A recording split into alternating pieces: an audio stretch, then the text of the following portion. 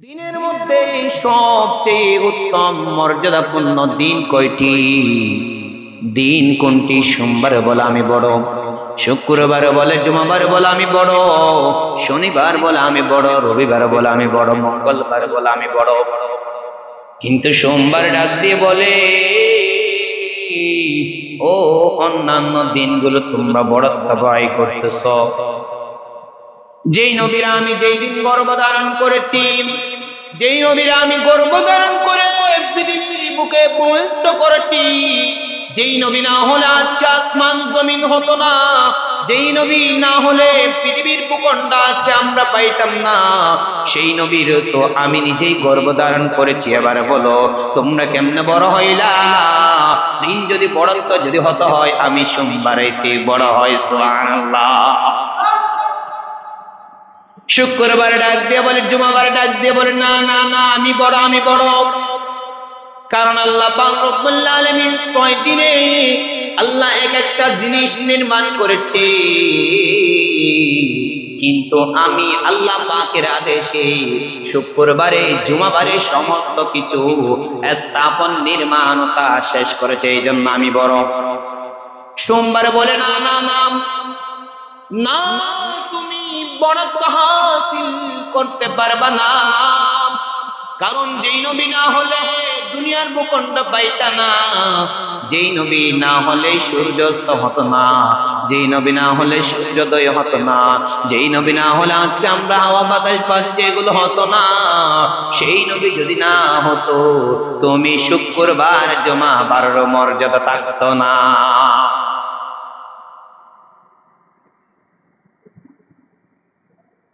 এবার সোমবারে বলে আমি বড়, আমি বড়, আমি বড়। উম্মতের কান্ডারি মুহাম্মদুর রাসূলুল্লাহ সাল্লাল্লাহু আলাইহি ওয়াসাল্লাম কেমন ব্যক্তিত্ব ছিলেন জানেননি?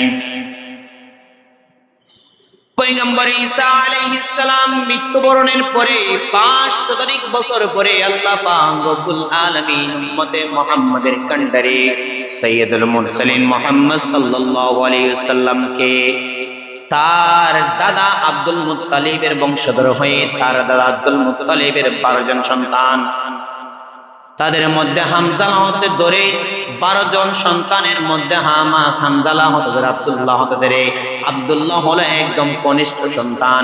সেই কনিষ্ঠ সন্তানের গর্ভধারিণী, সেই কনিষ্ঠ সন্তানের বুকে আমার নবী প্যারা নবী সাল্লাল্লাহু আলাইহি ওয়াসাল্লামকে দুনিয়ার বুকে পাঠাইলেন। আব্দুল মুত্তালিবের 12 জন সন্তান ছিল এবং 6 জন কন্যা সন্তান ছিল। আব্দুল মুত্তালিব তখনকার কুরাইশ বংশ, যেটাকে আমরা ফকর বলে, ফকর এবং কি বংশের নামও এসেছে, তাদেরকে অধিকাংশ চিনেছি কুরাইশ বংশ নামে। তাদের আর একটা নাম আছে, সেটা হলো ফকর। এই বংশের মধ্যে আমার নবী প্রিয় নবী সাল্লাল্লাহু আলাইহি ওয়াসাল্লাম জন্মগ্রহণ করেছিলেন। আরবের মধ্যে বিভিন্ন স্তরে বিভিন্ন বিভিন্ন বিভিন্ন বিভিন্ন বংশ পরম্পরা ছিল, এদের এক একটা নাম ছিল, এক একটা নাম ছিল। এর মধ্যে আব্দুল মুত্তালিব ছিল তখনকার আরবের জন্য সবচেয়ে বড় ব্যবসায়ী এবং ধনট্টলি, যাকে আরবের মানুষরা বলতো মানবতার সরকার, মানবতার ফেরিওয়ালা বলে আরবের মানুষগুলো আখ্যায়িত করেছিল। ও দুনিয়ার মুসলমান, আরবের মধ্যে একমাত্র যিনি ছিলেন, যিনি হলেন সমস্ত ব্যক্তিত্বের দেখাশোনা করতেন, তিনি হলেন আব্দুল মুত্তালিব। আব্দুল মুত্তালিব যখন 520 খ্রিস্টাব্দে যখন মৃত্যুবরণ করেন, আব্দুল মুত্তালিব মৃত্যুবরণ করার পরে আরবে তখন আব্দুল মুত্তালিব যখন সবচেয়ে বড় বংশ পরম্পরা ছিলেন এবং সবচেয়ে বড় ধনী ব্যক্তি ছিলেন, আব্দুল মুত্তালিবের পরে আরবের মধ্যে তেমন কোন ব্যক্তিত্ব ছিলেন না। এরপরে আব্দুল মুত্তালিব মৃত্যুর পরে তাদের বংশ পরম্পরা, তাদের ক্ষমতা আরেকজনের হাতে যায়। এটা অনেক লম্বা আলোচনা, আমরা শুনবো আজকে আমার নবীর জন্মগ্রহণের কাহিনী। আমরা প্রত্যেকে হয়তো অবগত আছি আমার নবী প্রিয় নবী সাল্লাল্লাহু আলাইহি ওয়াসাল্লাম 12 তারিখ রবিউল আউয়াল মাসের 12 তারিখ সোমবার সুবহে সাদিকের সময় জন্মগ্রহণ করেছেন। প্রত্যেকেই বলে আলহামদুলিল্লাহ। সম্মানিত মুসল্লিন আল হাজিরিন, জন্মগ্রহণ নিয়ে যদিও বা অনেকের মতামত সন্দেহভাজন রয়েছে। এক একজন বলে 9 তারিখ, আরেকজন বলে 7 তারিখ, আরেকজন বলে 11 তারিখ, আরেকজন বলে 12 তারিখ। 5টা রওয়ায়াত পাওয়া যায়। তবে বিশেষ করে তাফসীরুল মারিফুল কুরআন এবং তাফসীর বাইহাকী, তাফসীর ইবনে কাসির হতে ধরে আল্লামা ইবনে হাজার আসকালানী রাহমাতুল্লাহি আলাইহি বর্ণনা করেন রবিউল আউয়াল মাসের 12 তারিখে সোমবার সুবহে সাদিকের সময় আমার আপনার নবী প্রিয় নবী মুহাম্মদুর রাসূলুল্লাহ সাল্লাল্লাহু আলাইহি ওয়াসাল্লাম মক্কা নগরীতে আবু তালেবের বংশ পরম্পরায় আব্দুল্লাহর ছেলে মুহাম্মদ জন্মগ্রহণ করেছিলেন। সুবহানাল্লাহ। মুহাম্মদ সাল্লাল্লাহু আলাইহি ওয়াসাল্লাম যখন জন্মগ্রহণ করলেন, আকাশের সূর্য একদম স্থায়িত হয়ে গেলেন, গরম কোনো নাই, একদম ঠান্ডা হাওয়া, তারাগুলো নিমজ্জিত হয়ে যাইতে লাগলো। তারারে জিজ্ঞেস করা হলো, তারা আজকে কোন তোমরা এত বিস্মিত হয়ে গেছো? আজকে কেন তোমাদের আলো তোমরা নেমে দিলা? এত কেন তোমরা আজকে সম্মান প্রদর্শন করতেছো? তারা জবাব দিয়ে বলে, জানো কি, আজকে আব্দুল মুত্তালিবের বংশ পরম্পরায় আব্দুল্লাহর ঘরে মুহাম্মদ সাল্লাল্লাহু আলাইহি ওয়াসাল্লাম জন্মগ্রহণ করেছে।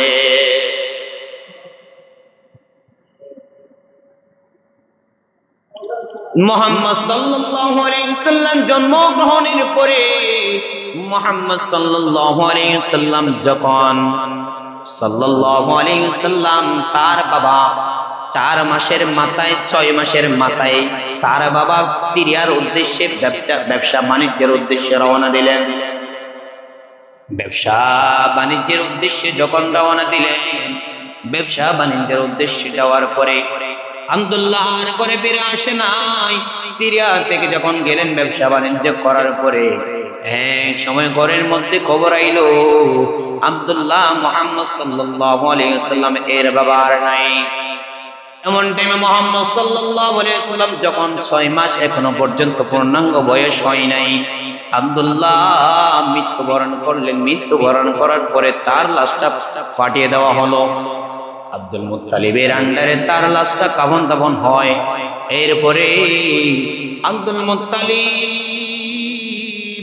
দীর্ঘদিন পর্যন্ত মুহাম্মদ সাল্লাল্লাহু আলাইহি ওয়াসাল্লামকে লালন পালন করেন। মুহাম্মদ সাল্লাল্লাহু আলাইহি ওয়াসাল্লামকে লালন পালন করে যাচ্ছিলেন। এক সময় আব্দুল মুত্তালিব মৃত্যুবরণ করে ফেলে। এমনটা অবস্থায় মুহাম্মদ সাল্লাল্লাহু আলাইহি ওয়াসাল্লামকে পালনেওয়ালা আর কেউ ছিল না। এমনটা অবস্থায় মুহাম্মদ সাল্লাল্লাহু আলাইহি ওয়াসাল্লামকে পালনেওয়ালা আর কেউ ছিল না রে। মক্কার একটা নীতি হলো, যাদের মা মারা যাবে, যাদের মা বাবা মারা যাবে, তাদেরকে মুহাম্মদ সাল্লাল্লাহু আলাইহি ওয়াসাল্লামের অনুপেক্ষিতে যাদের মা বাবা মারা যাবে তাদেরকে একটা নিয়ম হলো, কতগুলো দাত্রী মা থাকে যাদের আন্ডারে আমরা বলি দুগ্ধ মা, যাদের আন্ডারে দুধ পান করানো হয়। মুহাম্মদ সাল্লাল্লাহু আলাইহি ওয়াসাল্লাম জন্মগ্রহণ আগে তার বাবারা হারাইলেন। সিরিয়ায় যখন ব্যবসা বাণিজ্য করতে গেলেন, 6 মাসের মাথা যখন হলো, 6 মাস যখন আরবিতে যখন হলো, মুহাম্মদ সাল্লাল্লাহু আলাইহি ওয়াসাল্লাম তার গর্ভধারিণী মা হযরত মা আমেনাকে হারিয়ে ফেললেন। মা আমেনা যখন 6 মাসের মাথায় যখন মৃত্যুবরণ করেন, মায়ের মুখটা একবারে দেখে নাই মুহাম্মদ সাল্লাল্লাহু আলাইহি ওয়াসাল্লাম কিরকম ছিল। 6 মাসের ছেলের বুঝ হলে কেমন হবে, 6 মাসের ছেলের বুঝ হলে কেমন হবে, আকল হলে বা কেমন হতে পারে। মুহাম্মদ সাল্লাল্লাহু আলাইহি ওয়াসাল্লাম উম্মতের কান্ডারি 6 মাসের মাথায় তাকে আরবের বালামের মধ্যে উঠানো হলো। আরবের বালামের মধ্যে উঠানো হলো। এই দিন 12টা পোলা ওই বালামের মধ্যে উঠেছিল। তার মধ্যে অন্যতম ছিল আমার মুহাম্মদ সাল্লাল্লাহু আলাইহি ওয়াসাল্লাম। 12টা পোলার এক একটা ধনী ধনী ব্যক্তিরা নিয়ে যায়। এক একটা ব্যক্তিরা নিয়ে যায় যুদ্ধবান করার জন্য, কিন্তু আমার মুহাম্মদ রাসূল সাল্লাল্লাহু আলাইহি ওয়াসাল্লামকে কেউ নিয়ে যায় না। শেষ পর্যায়ে বিবি হালিমা আস্তে আস্তে কোটি কোটি পায়ে হেঁটে আসলেন।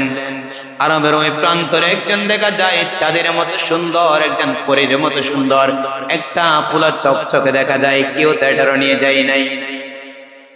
সবাই মনে করেছিল আমরা যদি তাদেরকে দুগ্ধ পান করাই তাহলে আমরা অনেক বড়ত্ব হব, আমরা ধনী ব্যক্তি হয়ে যাব। তাদের মা বাবাগুলো অনেক বড়ত্ব, অনেক বড় বড় লোক, এই জন্য। কিন্তু এই গরিব ছেলেকে নিয়ে যায়, এই গরিব ছেলের মহব্বত করে কেডা, এই গরিব ছেলের আদর জন্য করে কেডা, এই গরিব ছেলের মায়া মহব্বত করে কেডা?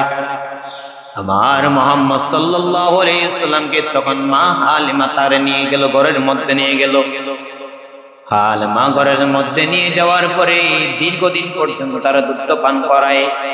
মুহাম্মদ সাল্লাল্লাহু আলাইহি ওয়াসাল্লাম এক পর্যায়ে বড় হয়ে যায়, এমনটা অবস্থায় চাচা মারা যায়, তার দাদা মারা যায়, আব্দুল মুত্তালিব মারা যায়। এক পর্যায়ে আব্দুল মুত্তালিব মৃত্যুবরণ করার পরে আবু তালিবের ঘরের মধ্যে তার লালন পালন করার জন্য দেওয়া হয়। আবু তালিবের ঘর এমন অবস্থায় ছিল, নিজে খাইতে পারত না, নিজে চলতে পারত না, এমনটা অবস্থায় ছিল।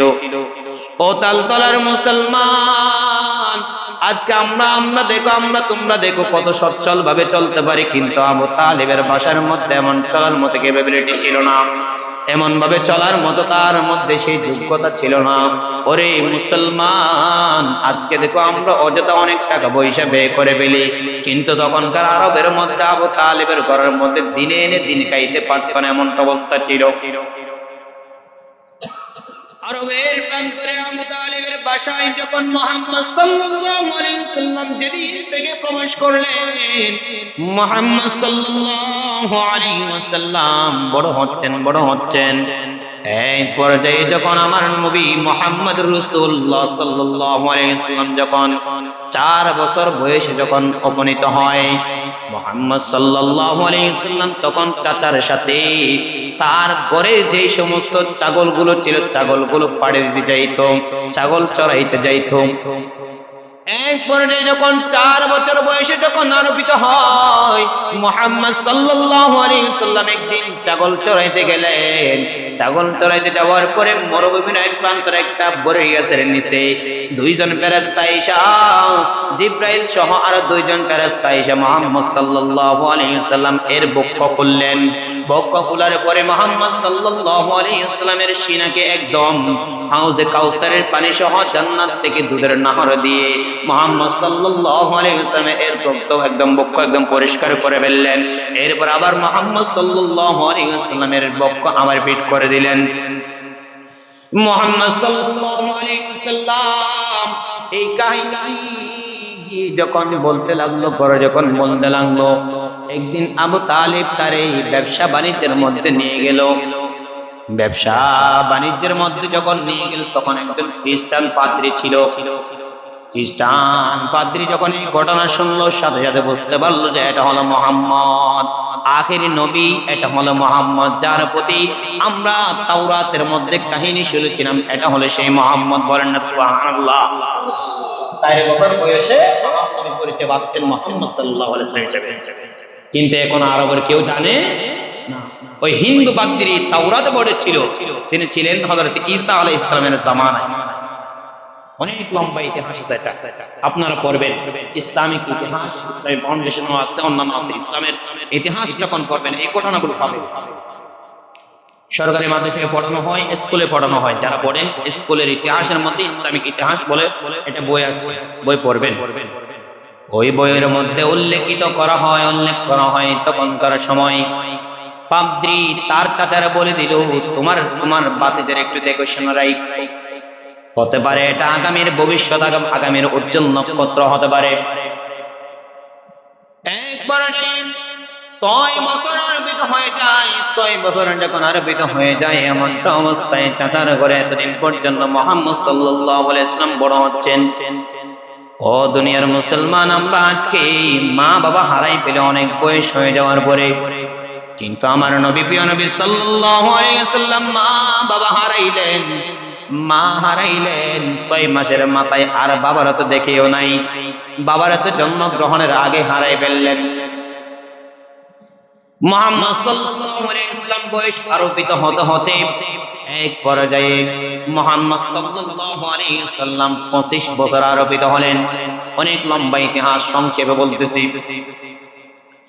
মুহাম্মদ সাল্লাল্লাহু আলাইহি ওয়াসাল্লাম তখন যখন 25 বছর যখন আরোপিত হলেন, 25 বছর আরোপিত হওয়ার পরে মুহাম্মদ সাল্লাল্লাহু আলাইহি ওয়াসাল্লাম আবার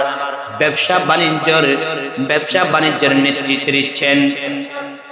এক পর্যায়ে মুহাম্মদ সাল্লাল্লাহু আলাইহি ওয়াসাল্লামের সততা আরববাসী এমন ভাবে জেনে যায়, আরববাসীর কাছে আমার মুহাম্মদের পরিচয় এমন ভাবে হয়ে যায়, সভ্যতা এবং সততা, বিনয়ী, নম্রতা, ইনসাফ কারে বলে, একমাত্র সবটা গুণ উম্মতে মুহাম্মদের কান্ডারি মুহাম্মদ রাসূলুল্লাহ প্রত্যেকে বলি সাল্লাল্লাহু আলাইহি ওয়াসাল্লামের মধ্যে পাওয়া যায়।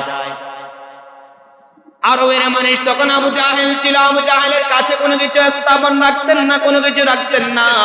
আরবের জাহেলরা, আরবের মূর্খ মানুষরা তখন মুহাম্মদ সাল্লাল্লাহু আলাইহি ওয়াসাল্লামকে বিশ্বাস করতেন, সবকিছু আমানত তার কাছে এসে রাখতেন। এমনকি তাদের যদি স্বর্ণ গয়না যদি থাকে, বড় বড় দামি জিনিস যাও তাকে, সবকিছু মুহাম্মদ সাল্লাল্লাহু আলাইহি ওয়াসাল্লাম কাছে আনিয়ে রাখতেন। কারণ তারা জানতো মুহাম্মদ হলো সত্যবাদী, মুহাম্মদ হলো বিনয়ী, মুহাম্মদ হলো আদল, ইনসাফ, ন্যায়পরায়ণতা অবলম্বনকারী। এই জন্য আমাদের জিনিসগুলো যদি মুহাম্মদ সাল্লাল্লাহু আলাইহি ওয়াসাল্লামের কাছে যদি আমরা যদি অর্পণ করি, তাহলে আমাদের জিনিসগুলো সুরক্ষিত থাকবে। এই ভরসা তাদের ছিল। এক পর্যায়ে মুহাম্মদ সাল্লাল্লাহু আলাইহি ওয়াসাল্লামকে আরববাসী উপাধি দিতে লাগলো। হিন্দু, বৌদ্ধ, খ্রিস্টানরা মিলে মুহাম্মদ সাল্লাল্লাহু আলাইহি ওয়াসাল্লামকে উপাধি দিচ্ছেন। ভালো করে খেয়াল করেন, মুহাম্মদ সাল্লাল্লাহু আলাইহি ওয়াসাল্লামের বিশ্বস্ততা এমন ভাবে ছিল, আরববাসী, আরবের ভাষা ছিল আরবি, আমরা হলাম কি? আমরা হলাম বেআরবি, কিন্তু তারা ছিল আরবি, তাদের ভাষা ছিল আরবি। আরবের বাসীরা, আরববাসীরা তার উপাধি দিতে লাগলো আল আমিন। আমরা প্রত্যেকে জানি আমার মুহাম্মদ সাল্লাল্লাহু আলাইহি ওয়াসাল্লামের উপাধি হল আল আমিন। আরবের মধ্যে আল আমিন এমন ভাবে প্রসিদ্ধ হয়েছে, মুহাম্মদ সাল্লাল্লাহু আলাইহি ওয়াসাল্লামের যে নাম ছিল, এই নামটা পর্যন্ত এক পর্যায়ে মুছে গিয়েছিল আল আমিন উপাধির কারণে। মুহাম্মদ সাল্লাল্লাহু আলাইহি ওয়াসাল্লামের 3টা নাম, কয়টা নাম? এক নাম্বার হলো চাচা রেখেছিল, চাচার মাধ্যমে দাদা রেখেছিল আব্দুল মুত্তালিব মুহাম্মদ, দাদা রেখেছিল কি?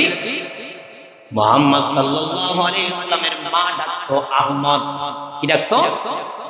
আর আমার আল্লাহ যখন কিয়ামতের দিন ডাক দিবে তখন মাহমুদ বলে ডাক দেবে। সুবহানাল্লাহ। কয়টি নাম? 3টি নাম। এক number Muhammad, 2 number Ahmad, 3 number Mahmud. ও দুনিয়ার মুসলমান, সম্মানিত ভাইয়েরা আমার, সম্মানিত মুরব্বী বাবারা আমার, সম্মানিত যুবক ভাইয়েরা আমার, আরবের বিশ্বস্ত ব্যক্তি একমাত্র মুহাম্মদ সাল্লাল্লাহু আলাইহি ওয়াসাল্লাম ছিলেন। যদিও তারা কমান্ডার মানতো আবু জাহেলরে, আবুল আহাবের রুতবা সাহেবের যদি তারা কমান্ডার মানতো, কিন্তু আরবের মধ্যে বিশ্বস্ত ব্যক্তি একজনের ছিলেন, তিনি কে? মুহাম্মদ সাল্লাল্লাহু।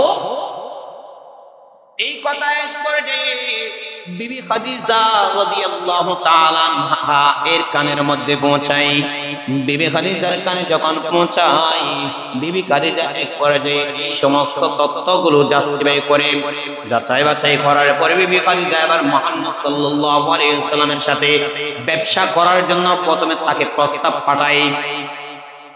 এক পর্যায়ে ব্যবসা বাণিজ্য করতে করতে দেখি মুহাম্মদ সাল্লাল্লাহু আলাইহি ওয়াসাল্লামের সততা, মুহাম্মদ সাল্লাল্লাহু আলাইহি ওয়াসাল্লামের নম্রতা, ভদ্রতা, আদর্শ কিরকম, এবং বেশচ্চারিতা, সৎ অবলম্বনকারী একজন ব্যক্তি। এক পর্যায়ে খাদিজা রাদিয়াল্লাহু তাআলা তাকে বিয়ের প্রস্তাব দেয়। আরববাসীদের আমাদের একটা উপনীত থাকে যে আমরা একটা কথা থাকে যে মুহাম্মদ সাল্লাল্লাহু আলাইহি ওয়াসাল্লাম 9 বছর বয়সে কেন হযরতে আয়েশা সিদ্দিকা রাদিয়াল্লাহু তাআলাকে বিয়ে করেছেন, এমন একটা আমরা প্রশ্ন করি। থাকেন অন্তরে 9 বছর আমার আপনার মেয়ে তো নাবালেগই থাকে, তাই না? কিন্তু তখন আমার নবী প্রিয় নবী সাল্লাল্লাহু আলাইহি ওয়াসাল্লাম কেন আয়েশা রাদিয়াল্লাহু তাআলা আনকে বিয়ে করেছিল? আপনারা যারা আরবে যাবেন একটা জিনিস লক্ষ্য করবেন, আরবের ভিটামিন আর আমাদের বাংলাদেশের ভিটামিন একই নয়। আরবের যে পাওয়ার, যে নিয়ামত, এটা আর বাংলাদেশের নিয়ামত একই নয়। ভালোভাবে খেয়াল করে, আরবের যে মেয়ে 6 বছর আরোপিত হবে, উপনীত হবে, ওই মেয়ে 6 বছর থেকে বালিকা হয়ে যায়, 6 বছর থেকে বালিকা হয়ে যায়। আর আমার আপনার মেয়ে বাংলাদেশের অনুপাতে বাংলাদেশে মেয়ে বালিক হয় 12 বছর, 11 বছর, 10 বছর, 12 বছর, 11 বছর, 10 বছর। ছেলেদের জন্য 14 বছরের পরে। আরবের মেয়েদের গঠন প্রণালী এমন যে, তাদের স্বাস্থ্যগত এমন যে, তারা 6 বছর থেকে দেখা যায় তাদেরকে টক বগে যুবকের মতো, যুবতীর মতো লাগে। এই জন্য নাচ থেকে যদি আপনাকে প্রশ্ন করে মুহাম্মদ সাল্লাল্লাহু আলাইহি ওয়াসাল্লাম কেমন শেষ নবী, কেমন নবী যে 6 বছরের একটা মেয়ের বিয়ে করেছে, এমনটা কিন্তু প্রশ্ন করে আপনাদের করবে, তখন উত্তর দিবেন আরবের সাথে বাংলাদেশের সাথে তুমি মিলাতে পারবা? আরবের সাথে আরবের মেয়েরা বালেক হয় 6 বছরে, আর তোমার বাংলাদেশে বড় হয় 12 বছরে। আরবের যে নীতিমালা আছে সেটার সাথে তোমার সাথে তুলনা করতে পারবা? আয়েশা সিদ্দিকা রাদিয়াল্লাহু তাআলা আনহা যখন বিয়ে করেন তখন তিনি টকবগে একজন যুবতী ছিলেন এবং মক্কার সুন্দরীদের মধ্যে সবচেয়ে রমণী ছিলেন তিনি। সুবহানাল্লাহ। সম্মানিত প্রিয় হাজিরিন, খাদিজা রাদিয়াল্লাহু তাআলা আনহা মুহাম্মদ সাল্লাল্লাহু আলাইহি ওয়াসাল্লামকে বিয়ের প্রস্তাব দিলেন। তখন খাদিজা রাদিয়াল্লাহু তাআলা আনহার বয়স ছিল 40 বছর। কত বছর? 40 বছর। আর মুহাম্মদ সাল্লাল্লাহু আলাইহি ওয়াসাল্লামের বয়স ছিল মাত্র 25 বছর। কত বছর? মাত্র 25 বছর। মুহাম্মদ সাল্লাল্লাহু আলাইহি ওয়াসাল্লাম বিবি খাদিজার সাথে দীর্ঘদিন পর্যন্ত সংসার করেন। সংসার করার পরে এক পর্যায়ে মুহাম্মদ সাল্লাল্লাহু আলাইহি ওয়াসাল্লাম খাদিজা রাদিয়াল্লাহু তাআলা আনহার গর্ভ থেকে 7 জন সন্তান হয়। কয়জন? 4 জন কন্যা, 3 জন ছেলে। এক পর্যায়ে সন্তানগুলো অর্ধ বয়স হওয়ার পরে, অর্ধ বয়স 10 বছর হয় না এমনটা অবস্থায়, 10 বছর হয়নি, 3টা ছেলেই মারা গেছে ছোটবেলায়। শেষ পর্যায়ে সবচেয়ে ছোট কন্যা ছিল ফাতেমা রাদিয়াল্লাহু তাআলা আনহা, যিনি হবেন জান্নাতের সরদার, যিনি হবেন, তিনি আবার হযরত হাসান হোসেনের মা। সুবহানাল্লাহ, কেমন দেখেন। তিনি আবার শুধু তাই নয়, আরবের হায়দার, আলী বিন হায়দার, হযরত আলী রাদিয়াল্লাহু তাআলা কাররামাল্লাহু ওয়াজহা এর স্ত্রী ছিলেন। কতগুলো গুণ! মক্কার গভর্নর, তারপরে আলী রাদিয়াল্লাহু তাআলা এর স্ত্রী, হাসান হোসেনের মা, এমনকি জান্নাতের সরদার নিয়ে। সম্মানিত প্রিয় হাজিরিন, কন্যা ছিল 4টা। 2টা কন্যারে আবু তালেবের, আবু লাহাবের সন্তানের সাথে বিয়ে দেয়। আবু লাহাবের সাথে যখন বিয়ে দেয়, আবু লাহাব কি করল? এক পর্যায়ে মুহাম্মদ সাল্লাল্লাহু আলাইহি ওয়াসাল্লাম যখন তাওহীদের ডাক দিয়ে রাখলো, ইয়া আইয়ুহান নাস উবুদুল্লাহ, উবুদুল্লাহ। এরপরে আবু লাহাব ডাক দিয়ে বলে, ও মুহাম্মদ সাল্লাল্লাহু আলাইহি ওয়াসাল্লাম যখন তাওহীদের দাওয়াত দিচ্ছে, অনেক লম্বা ইতিহাস। যখন হেরা গুহায় যখন নবুয়ত পেলেন, অনেক লম্বা ইতিহাস আছে। যখন বলল আল্লাহর একত্ববাদী বিশ্বাস করো, আল্লাহর ইবাদত করো, এই কথা যখন বলেছে, মুহাম্মদ সাল্লাল্লাহু আলাইহি ওয়াসাল্লামকে বলে আবু লাহাব ডাক দিয়ে বলতেছে, ইয়া মুহাম্মদ, আলিহাযা জামাতানা ইয়া মুহাম্মদ, তাব্বান লাকা লিহাযা জামাতানা ইয়া মুহাম্মদ। ধ্বংস হয়ে যাও, ধ্বংস হয়ে যাওয়া মুহাম্মদ, তুমি কি আমাদেরকে এখানে এই কথা বলার জন্য কি ডেকেছিলা? ও দুনিয়ার মুসলমান, আজকে আপনারা জানি কেমন নবী তুমি জানো নি আমরা কেমন নবী পেয়েছি? যেই নবীর উর্দার কোন ডাক্তার নাই, যেই নবীর উর্দার কোন ইঞ্জিনিয়ার নাই, যেই নবীর উর্দার কোন ব্যারিস্টার নাই, যেই নবীর উর্দার কোন মিনিস্টার নাই। আমার নবী কেমন ডাক্তার ছিল জানুনি? আরবের প্রান্ত থেকে আমার নবী যখন মক্কা ত্যাগ করে যখন মদিনায় যাবে 53 साल की उम्र तक आप शहर मक्का मुअज्जमा में रहे। 53 বছর পর্যন্ত আমার নবী মক্কার মধ্যে ছিল, তাওহীদের বাণী বিতরণ করেছিল। এক পর্যায়ে মক্কার মানুষ যখন নির্যাতন শুরু করলো, আমার নবী একদিন আবু বকর কয়, ও আবু বকর, আল্লাহর নির্দেশে যে মক্কা ছেড়ে চলে যাব, মাতৃভূমি ছেড়ে যেতে কষ্ট হয়, তবে আল্লাহর আদেশ মানতে হবে।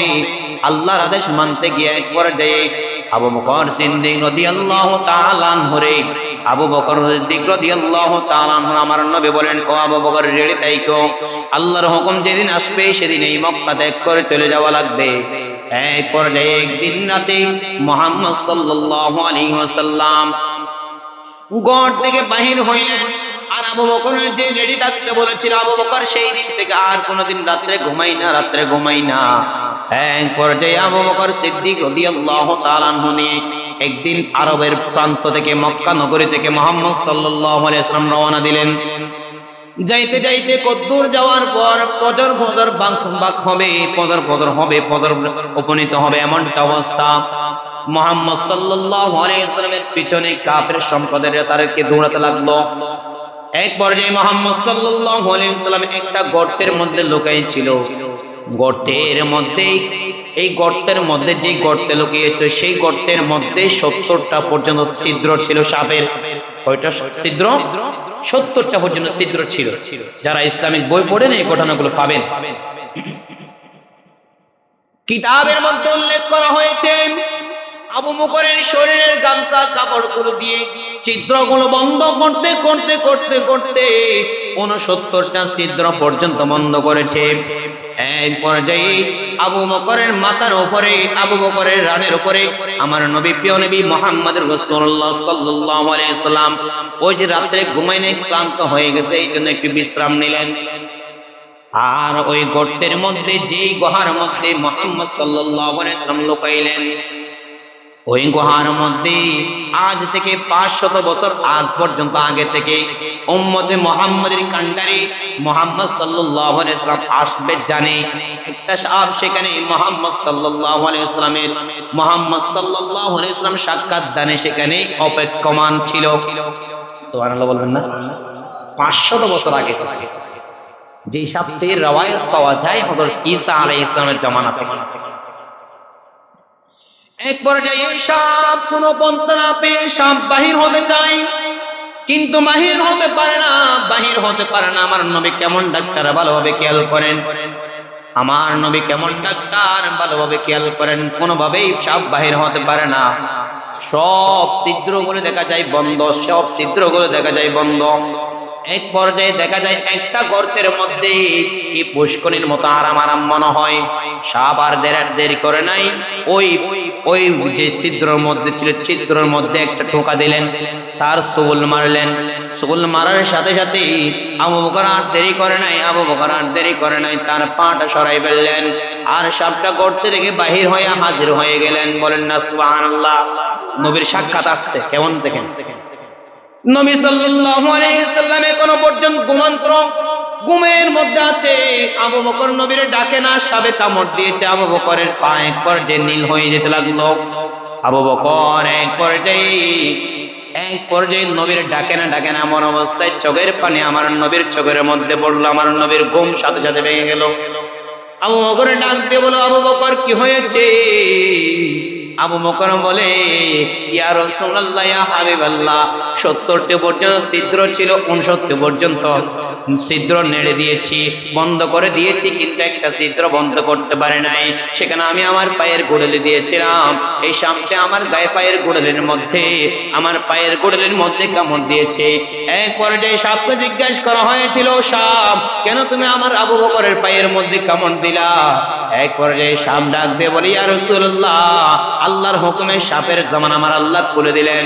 সাপ ডাক দিয়ে বলে, ইয়া রাসূলুল্লাহ, ইয়া হাবিবাল্লাহ, আমি দীর্ঘ 500 বছর পর্যন্ত এই গুহার মধ্যে অবস্থানরত ছিলাম, শুধুমাত্র আমি জানতাম উম্মতে মুহাম্মাদের কান্ডারি বিশ্বনবী রাহমাতুল লিল আলামিন এই গর্তের মধ্যে একদিন আসবে, আর আমি সাপ একদিন তোমার সান্নিধ্যে যাব, একদিন তোমার দেখা করব, এই আশাটা আমার মধ্যে ছিল।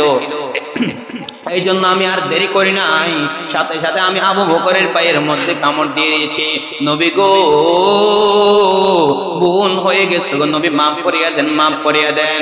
এমন অবস্থায় আর নবী সাল্লাল্লাহু আলাইহি ওয়াসাল্লাম দেরি করে নাই, নিজের জিহ্বা থেকে লালা মোবারক নিয়া আমার আবু বকরের পায়ের মধ্যে দিয়ে দিয়েছে। সাথে সাথে আমার আবু বকরের পা ভালো হয়ে গেছে। বলেন না সুবহানাল্লাহ।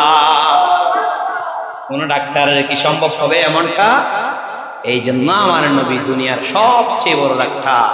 আল্লাহ পাক রব্বুল আলামিন আমাদেরকে উম্মতে মুহাম্মাদের কান্ডারি, উম্মতে মুহাম্মাদির নেককার বান্দা হওয়ার মতো তৌফিক দান করুক, সবাই বলে আমিন। সম্মানিত মুসল্লিন আল হাদিন, আগামী 12 রবিউল আউয়াল আমাদের মসজিদে ঈদে মিলাদুন নবী উপলক্ষে এক বিশাল ওয়াজ মাহফিলের আয়োজন করা হয়েছে। উক্ত মাহফিলের বিভিন্ন প্রান্তরে বিভিন্ন বক্তা আসবেন, আপনারাও আসবেন, আলোচনা শুনবেন। প্রত্যেকে আমন্ত্রিত। প্রত্যেকে যে যেভাবে পারেন সময় দিয়ে, টাকা দিয়ে, পয়সা দিয়ে সহযোগিতা করবেন। আপনাদের মসজিদের মাহফিলকে সফলতা করা আপনাদের একান্ত দায়িত্ব। প্রত্যেকে আমন্ত্রিত। 12 রবিউল আউয়াল উপলক্ষে আমরা মাহফিল করব, আপনারা প্রত্যেকে থাকবেন ইনশাআল্লাহ। রব্বুল আলামিন আমাদের প্রত্যেককে 12 রবিউল আউয়াল পর্যন্ত জীবিত রাখুক, এই দোয়া করে আজকের আলোচনা এখানে শেষ করছি। আসসালামু আলাইকুম ওয়া রাহমাতুল্লাহি ওয়া বারাকাতুহু।